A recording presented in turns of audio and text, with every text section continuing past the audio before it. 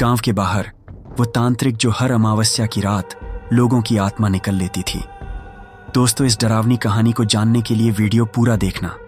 ये कहानी है एक पुराने गांव की, जिसे लोग आज भी भूतिया कहते हैं। इस गांव में एक तांत्रिक था, काले कपड़े, उलझी दाढ़ी और हाथ में हमेशा एक खून से सना त्रिशूल। उसका नाम था कालीनाथ। कहते हैं कालीनाथ अपनी शक्तियों के लिए बलि चढ़ाता था। हर अमावस्या की रात उसकी गुफा से अजीब और डरावनी आवाजें आती थीं। किसी ने उसे कभी मंत्र पढ़ते नहीं देखा, लेकिन सबको लगता था कि उसकी तंत्र साधना में कोई रूहानी ताकत बसी है।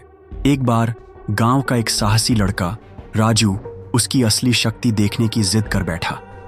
उसने अपनी जेब में लोटा भरकर गंगा जल लिया और आधी रात को गुफा की तरफ निकल पड़ा।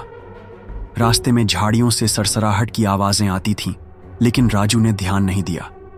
गुफा में घुसते ही उसकी सांसें थम गईं। चारों तरफ काली माला के ढेर, जलते दिए और एक खोपड़ी से टपकता खून।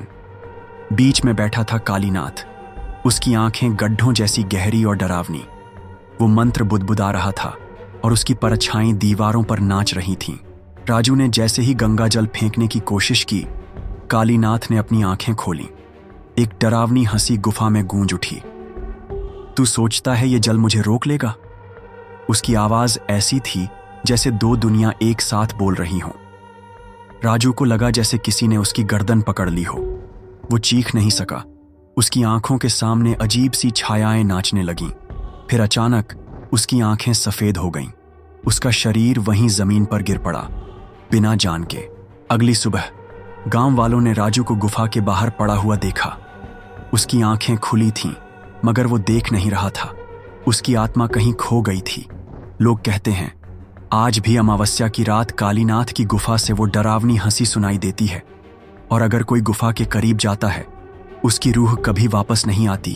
दोस्तों, वीडियो अगर अच्छा लगे तो एक लाइक जरूर करें, और इसी तरह रहस्यमय हॉरर स्टोरी देखने के लिए चैनल को सब्सक्राइब करना ना भूलें।